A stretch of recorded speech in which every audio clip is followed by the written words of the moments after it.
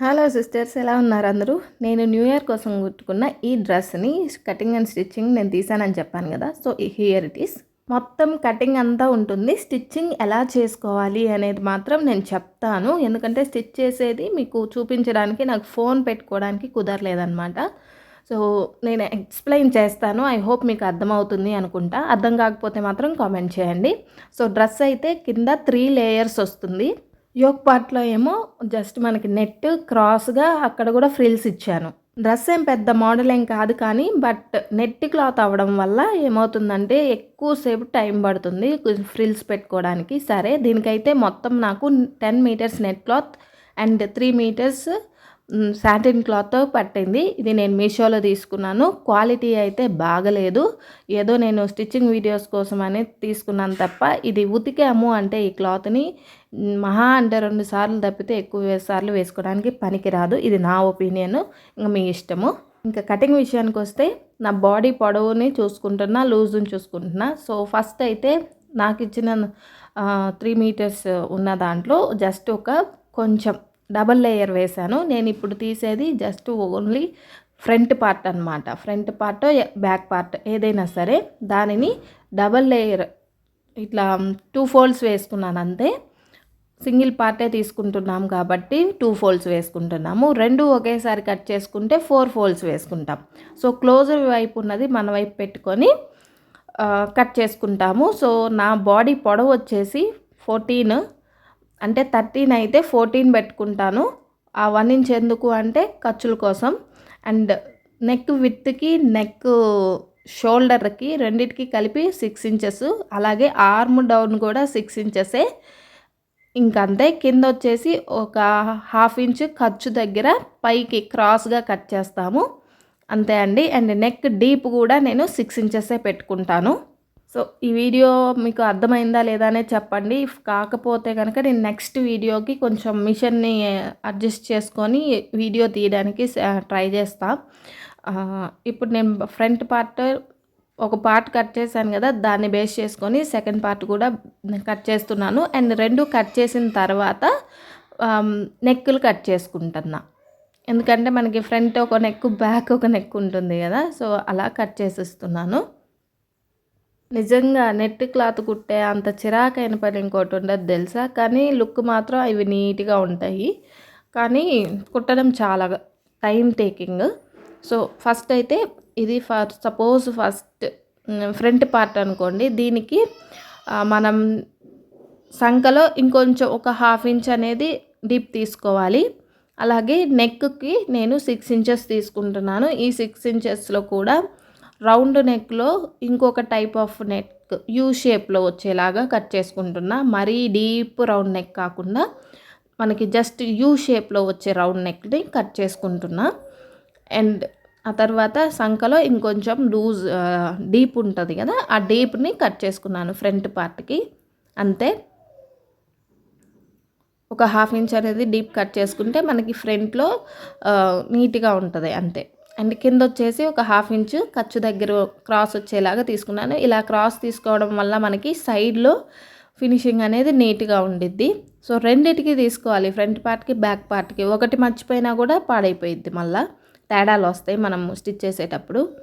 And back neck వచ్చేసి నేను just boat neck పెట్టుకుంటున్నాను. ఆ బోట్ నెక్కి ఎలా అంటే నెక్ విత్ 3 ఇంచెస్,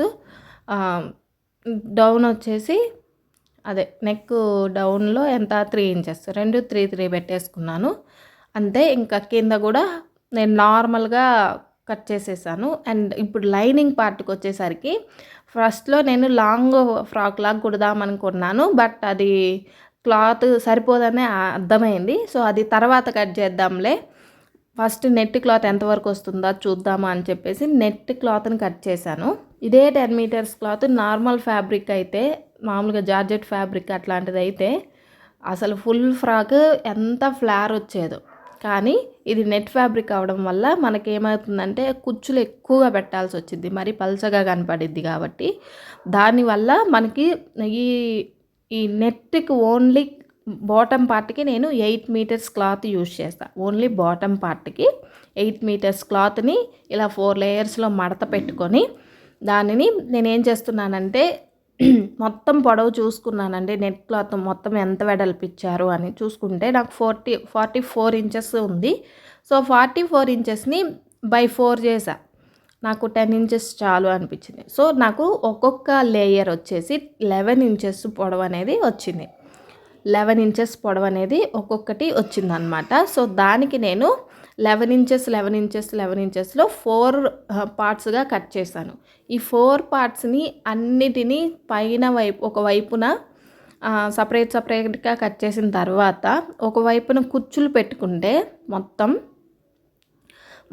ఆ 4 పార్ట్స్ని విడివిడిగా కుచ్చులు పెట్టేశాను. కుచ్చులు పెట్టిన తర్వాత లేయర్స్ జాయిన్ చేసుకునేటప్పుడే ఒక లేయర్ అయిపోయిన తర్వాత రెండో లేయర్కి జాయిన్ చేసిన తర్వాత చివర్లో కట్ చేసి దానిని మళ్ళీ మూడో లేయర్కి అట్లా జాయిన్ చేసుకుంటూ వచ్చా.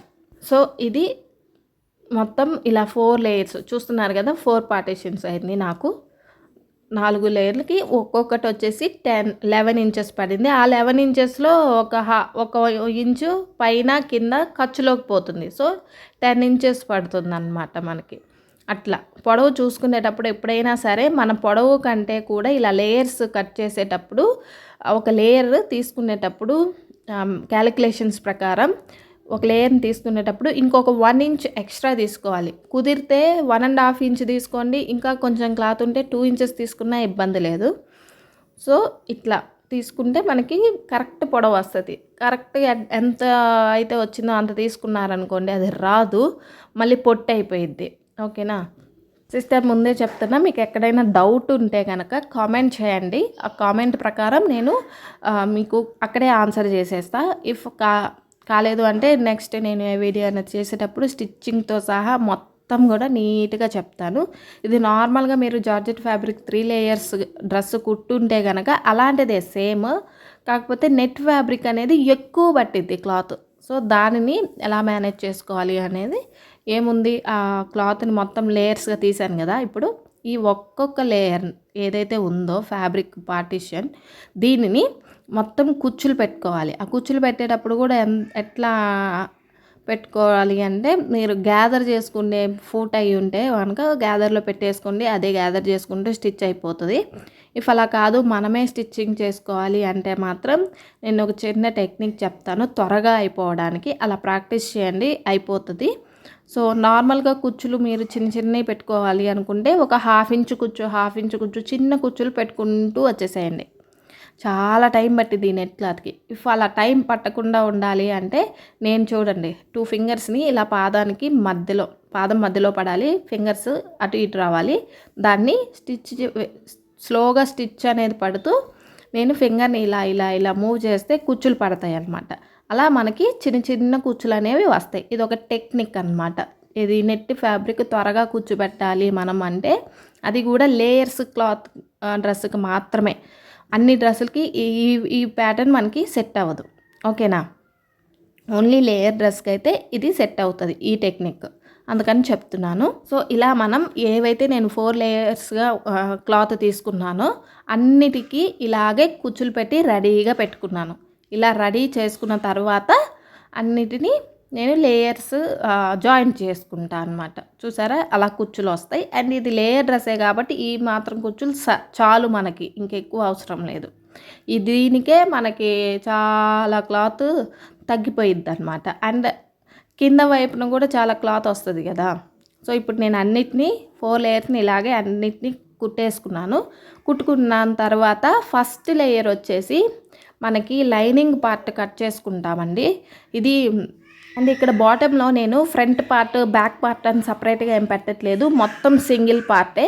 ఆ సింగిల్ పార్ట్ని ఎలా జాయిన్ చేసుకోవాలి యోక్ పార్ట్ అనేది కూడా చెప్తాను. ఓకేనా, సింగిల్ పార్టే కాబట్టి లైనింగ్ పార్ట్ మనం సింగిల్గా మొత్తం రౌండ్ కట్ చేసుకున్న తర్వాత ఆ రౌండ్కి నెక్ పైన బాటంలో ఫస్ట్ దగ్గర అంటించేటప్పుడు ఎంతైతే ఉంటుందో జాయిన్ చేయడానికి అంత జాయిన్ చేయండి. ఫస్ట్ లేయర్ దగ్గర జాయిన్ చేసిన తర్వాత మనకి కిందన ఎంత వస్తుందో దానికి సెకండ్ లేయర్ జాయిన్ చేసుకోవాలి. ఆ తర్వాత థర్డ్ లేయర్ మనం ఆల్రెడీ కుచ్చులు పెట్టుకున్నాం కాబట్టి డైరెక్ట్గా జాయింట్స్ చేసుకుంటూ పోవడమే.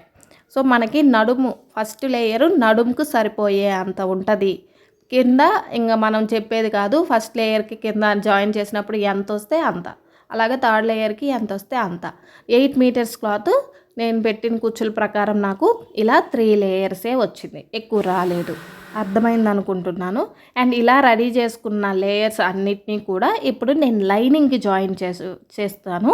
ఈ లైనింగ్ వచ్చేసి నేను లోపల కుచ్చులు పెట్టట్లేదు. కుచ్చులు పెట్టామంటే మనకు నడుం దగ్గర ఎక్కువైపోయింది. అందుకని ఇలా 2 లేయర్స్గా నేను పరుచుకున్నా ఫస్ట్లో. ఆ తర్వాత ఆ 2 లేయర్స్గా ఉన్న క్లాత్ని ఇలా క్రాస్గా వేశాను క్లాత్ని.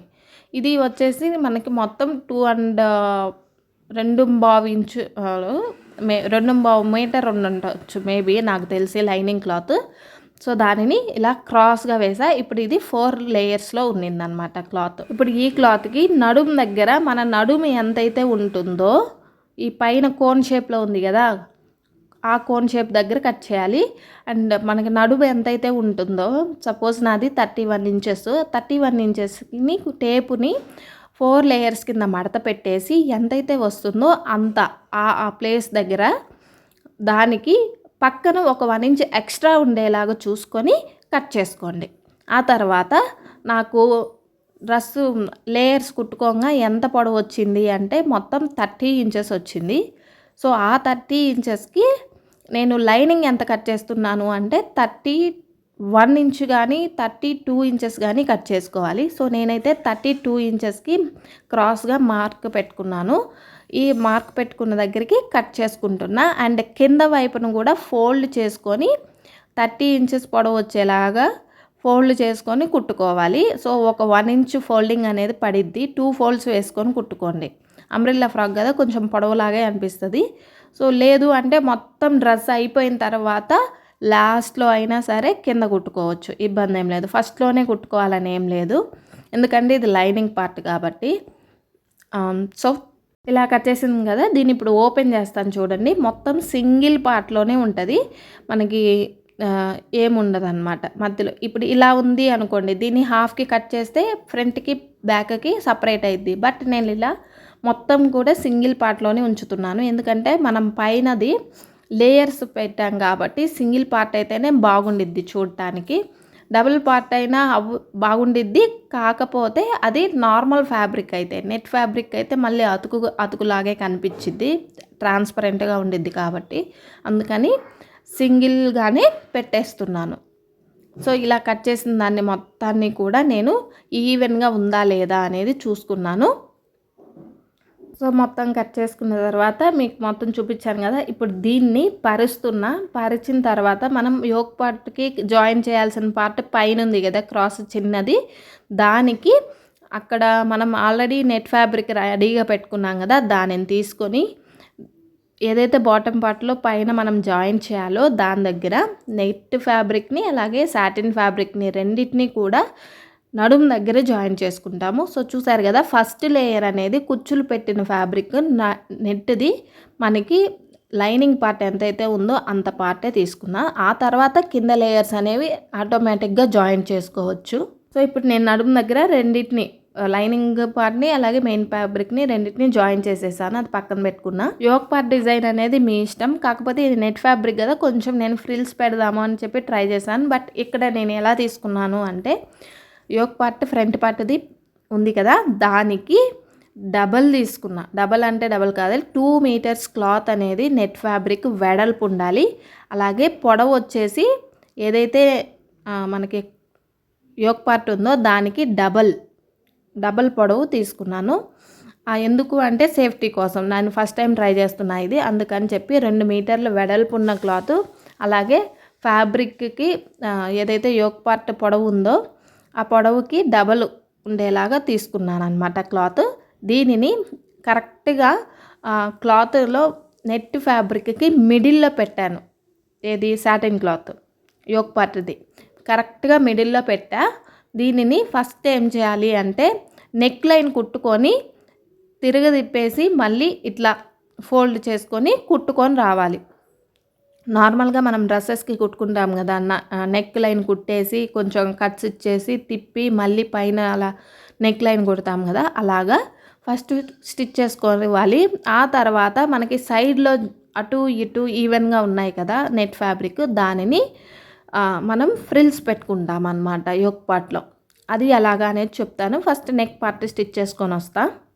సో ఇలా మనం వేరే వేరే ఫ్యాబ్రిక్స్కి కూడా పెట్టుకోవచ్చు నీట్గా. ఇది నెట్ ఫ్యాబ్రిక్ కదా, నేను ఒక ట్రైల్ వేసాను. ఫస్ట్ అయితే నేను నెక్కి కుట్టానండి అండ్ మర్చిపోయాను. నెక్ కుట్టేటప్పుడే మీరు పైన ఒక 2 ఇంచెస్ ఎక్స్ట్రా ఉండేటట్టుగా చూసుకోండి. లేకపోతే ఏంటి అని అనొద్దు. కొంచెం నేను ఇలాగ పక్కన చూడండి. ఇప్పుడు నేను ఫ్రిల్స్ పెడుతున్నాను. ఈ ఫ్రిల్స్ ఎలాగా అంటే నెక్కి దాటి బయటికి రాకూడదు. అందుకని చెప్పి పైన ఉండే క్లాత్ని కొంచెం క్రాస్గా ఉండేలాగా నేను ఇలాగా ఫస్ట్లోనే షోల్డర్ దగ్గర ఎక్కువ వస్తాయి కుచ్చులు. ఇలా రెండింటిని ఈవెన్గా కుచ్చుల్లాగా పెట్టుకుంటున్నా. ఇలా కుచ్చుల్లాగా పెట్టుకునేటప్పుడే మీ దగ్గర ఇలా కుట్టుకునేటప్పుడు సేఫ్టీగా పిన్స్ పెట్టుకుంటాను చూడండి. ఆ పిన్స్ కనుక ఉంటే ఆ కుచ్చులు పక్కకు పోకుండా ఆ పిన్స్ని పెట్టేసుకోండి. నా దగ్గర లేవు, సో నేను మీకు జస్ట్ ఊరికే చెప్తున్నాను. సో మీరు ఆ పిన్స్ కనుక ఫ్రిల్ ఎక్కడైతే పెడుతున్నామో ఆ ఫ్రిల్ దగ్గర సెక్యూర్గా పెట్టుకున్నారు అంటే స్టిచ్ చేసుకునేటప్పుడు చాలా ఈజీగా ఉండిద్ది. డైరెక్ట్గా స్టిచ్ చేసేటప్పుడు ఇలా పెట్టాలి అంటే చాలా కష్టం, క్రాస్ వచ్చేస్తుంది. సో ముందే ఫ్రిల్స్ ఇలా అన్నీ అరేంజ్ చేసుకొని నేను ఎలా అయితే చూపిస్తున్నానో అలాగా 1 by 1 ఇలా క్రాస్గా పెట్టుకొని అక్కడ మనకి ఓన్లీ చెస్ట్ పార్ట్ దగ్గర వస్తే చాలు, ఖర్చులోకి ఇంకా అవసరం లేదు. సో ఎన్నైతే ఫ్రిల్స్ పెట్టుకున్నామో అన్నీ పైన వైపు షోల్డర్ దగ్గర, అలాగే కింద వైపు బాటమ్ పార్ట్ని యాడ్ చేసే దగ్గర కుచ్చులు ఎలా అయితే వచ్చాయో అలాగా పిన్నుతోటి పెట్టేసుకోండి. గుండు సూదిలాగా ఉంటాయి కదా మనకి సెక్యూర్ చేసుకోవడానికి ఫ్రిల్స్ని, అవి పెట్టేసుకున్నారంటే ఈజీగా ఉండిద్ది. అండ్ బిఫోర్ దట్ మర్చిపోయాను చెప్పడం, సారీ. బిఫోర్ దట్ మీకు లైనింగ్ పార్ట్ ఉంటుంది కదా, ఆ లైనింగ్ పార్ట్కి టక్స్లు వేసుకోండి, లేదంటే షేప్ మిస్ అయిపోయిద్ది. లైనింగ్ పార్ట్కి టక్స్ వేసుకున్న తరువాత నెట్ ఫ్యాబ్రిక్ని కుచ్చులు పెట్టుకోండి. నేను ఇది ముందు చెప్పడం మర్చిపోయా యాక్చువల్గా, బట్ అయినా పర్లేదు. కుచ్చులు ఎలా పెట్టుకోవాలనేది మీకు ఐడియా వచ్చింది అనుకుంటున్నా. అండ్ ఇలాగే నేను ఒక నార్మల్ క్లాత్కి కూడా ట్రై చేద్దాం అనుకుంటున్నాను. సో ఇట్లాగా చూడండి, పైనుంచి కిందకి ఫ్రిల్ అనేది కొంచెం కిందకు వచ్చేలోపు కొంచెం క్రాస్గా రావాలి. సో క్రాస్ వచ్చినప్పుడు కొద్దిగా ఫ్రిల్ అనేది ఎక్కువ పడిద్ది. సో నార్మల్గా ఫ్రిల్స్ మనం తీసుకుంటాం కదా, అట్లాగే కాకపోతే ఇలా పెట్టుకునేటప్పుడే ఎక్కడైతే ఫ్రిల్ వచ్చిందో దాని దగ్గర ఒక గుండు సూది లాంటిది ఉండిద్ది, అది సెక్యూర్గా పెట్టుకోండి.